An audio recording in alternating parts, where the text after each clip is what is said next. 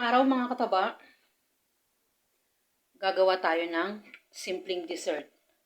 Affordable lang to na dessert sa pamamagitan ng ganito kalaking creme dansada. 2-in-1 na to, yung lagi kong binibili. Pwede kayong gumamit ng separate na all-purpose cream at condensed milk. O yung mga ganon. Ito naman ay ganito lang. Isang lata na ganito, tapos makakagawa na tayo ng dalawang klase ng dessert. Ito yung para dito naman, isang pack ng graham crackers. Tapos, dito, yan, itong pineapple tidbits na to. Yan, ito yan. Ito ang laman yan. Ganito lang kalaki. Yung syrup niya ito. Kasi, isusok natin dito yung ating crackers para mas madaling lumambot. Tapos, yung pang-ibabaw ng ating graham crackers, itong pineapple tidbits at saka itong, kasi may natira pa kami na ubas, yan, isasama ko yan. Pwede namang wala to, or pwede kayong gumamit ng any toppings na gusto nyo. Pwede kayong gumamit ng fruit cocktail. Sabi ko nga kahit na ano pwede, kahit na anong prutas. Tapos, dito naman, yung isang klase naman, meron na ako ditong pinapalamig. Yan, nag-firm na siya, matigas na siya yung ating coffee jelly naman. Napakulo ko na yan. Hindi ko na pinapakita yung pagpapakulo. Itong sachet lang na to na gulaman powder ang ginamit ko. Na white yung ginamit ko dyan. Naglagay ako ng 3 cups na water, 1/4 na sugar, tapos yung ating coffee, isang kutsarang kape. Isang kutsarang kape. May lasa na yan. At yung kalahati nito, yan ang ilalagay natin dyan. Tatansyahin lang natin gaano karami na itong coffee jelly ang ilalagay natin. No? Gaano karami. Baka naman masyado ng marami yung ating coffee jelly para sa ating creme densada. So yan, ganun lang kasimple. Tapos kasama nung ating ingredients sa ating coffee jelly, yung ating cheese. Hiniwa ko ng maliliit. Ayan, pwede na tayo mag-start. Dali lang to mga kataba. Sabi ko nga, discarding mamataba.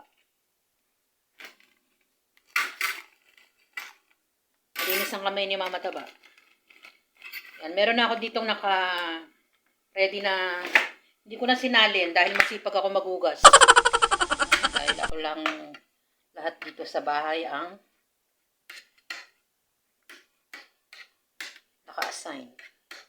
Kasi pagkatapos nito, iligpit naman natin yung ating kalat. Kaya, diretso na tayo dito sa ating creme densada. Shield ko yan overnight. Pwede naman kayong gumamit ng mixer. Masipag ako. Hindi na ako gagamit ng mixer. Okay na yan. Tapos soak natin to. Ang ating crackers. Tanggalin natin. Ito. Tapos ulit-ulit lang natin isoak. Babalikan nyo ako habang sinusoak ko. Pwede kayo magliwaliw. Yan. 1 click lang. Na-layer ko na. Kada patong nilalagyan ko siya ng crema asada. Tapos, pwede na tayong maglagay ng ating ubas.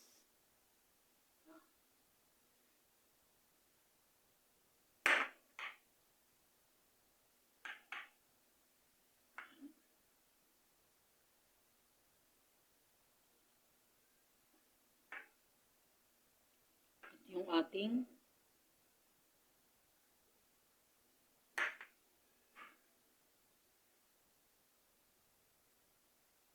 pineapple tidbits.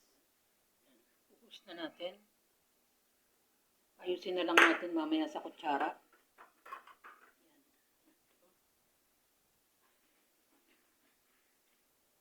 Ilalahat ko naman tong ating ubas.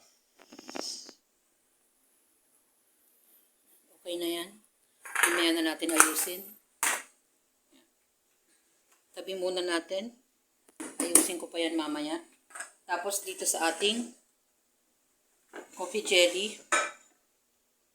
Yan, tinabi ko yung kalahati dahil ang dami. No? Gagawin ko na lang yung ibang klaseng dessert. Hindi yan masasayang. Tapos meron akong nadurog na graham. Mamaya iibabaw ko yan. O, yung minimension ko. O, ito na yung ating Crema asada. Meron pa sa lata.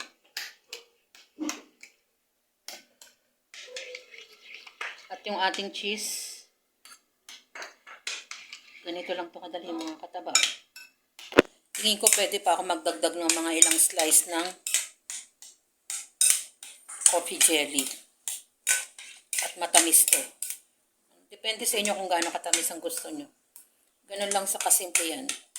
Tapos, isasalin natin sa isang container. Hindi ito yung kanyang lalagyan. Ayun lang.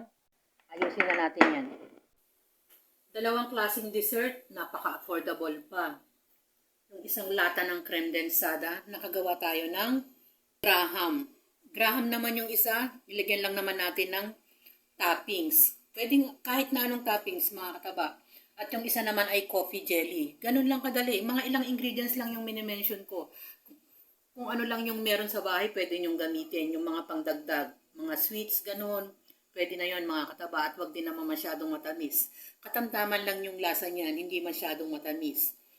At magi-enjoy na yung ating mga kids. Yan yung ating simpleng dessert. Gumawa na rin kayo, lalo na at malapit na yung ating Kapaskuhan. Dahil tayo mga nanay laging nagbabudget. Enjoy, kumain, at maging masaya. Salamat sa panonood mga kataba at ingat tayong lahat.